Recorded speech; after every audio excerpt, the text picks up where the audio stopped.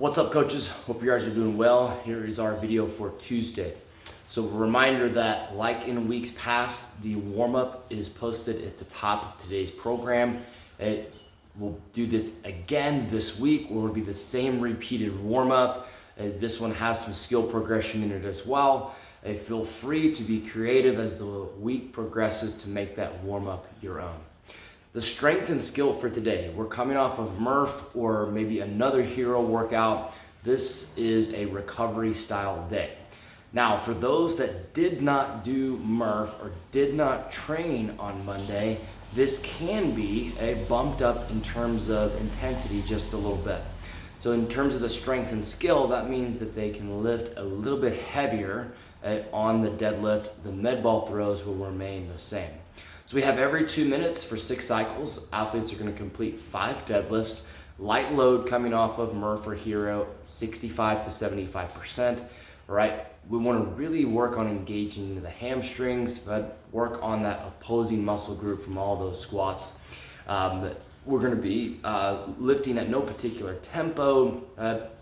Athletes can do trap bar, straight bar. The goal is to work good high quality, focus on range of motion and position, and to get some blood flowing in that lower body, all right? So we have 3 med ball vertical throws. So the vertical throws are gonna take place from a power position, all right? Or just a soft bend of the knees like a push press. So we do wanna be explosive with these, all right? So athletes should grab a ball that's heavy enough that they can give maximum oomph and they're not gonna take your ceiling up.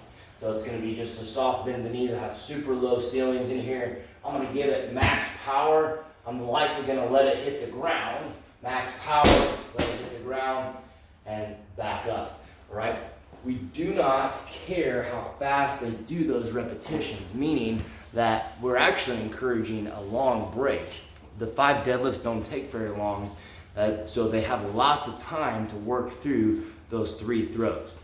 Now, to finish off each 2-minute progression, they're gonna have a choice here. I'm gonna give 3 movements. Honestly, if they have some sticky places that they'd like to work through, any mobility exercise can work here. Maybe someone says, hey, I have some sticky spots here. You can give them something else to do besides the 3 that I'm gonna mention here. So the goal is to spend 10 to 15 seconds in some type of mobility-based movement. So we have perfect stretch, downward facing dog, or pass through, all right? I don't have to demo those, you guys kind of know what's up.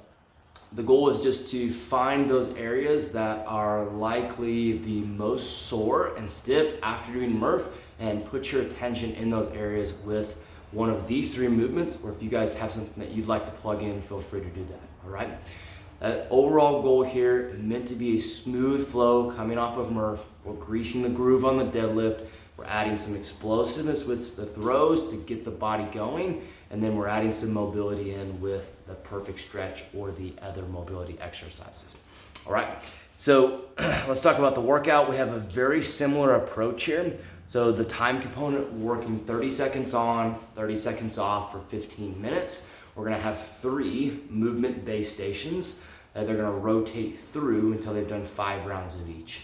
30 seconds of row, bike, or ski, 30-second break. 30 seconds of kettlebell swing, 30-second break.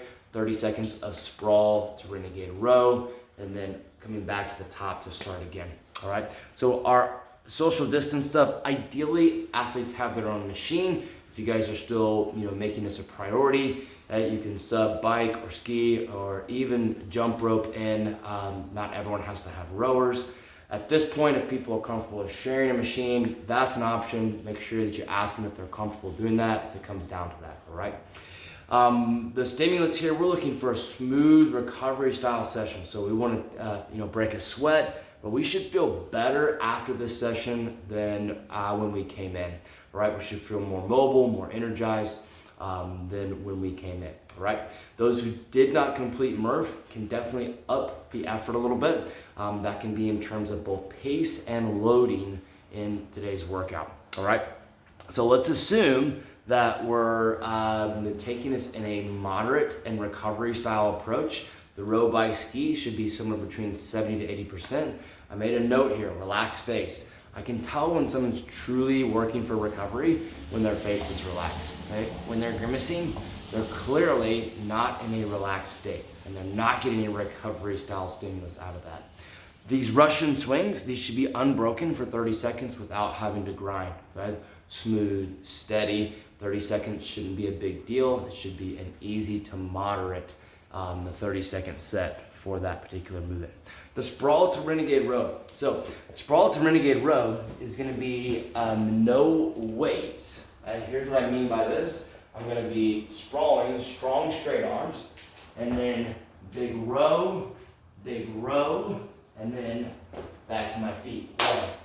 Sprawl, big row, and back to my feet. 2. To make this easy, we want to elevate athletes, meaning we want them to go to plates, put plates on the ground, elevating 225s, 245s, whatever, plates on the ground, or they can go from the bench or a box, something like that, to do those. We don't want any load here though. We're trying to work that rowing range of motion after all those push-ups, strong straight arms, right? And we want this to be a relatively smooth movement, not something that takes a whole lot of energy or effort. All right? We want to train with intent. That's our name of the game. Again, this week, the intention today is smooth, relaxed, and recovery style effort.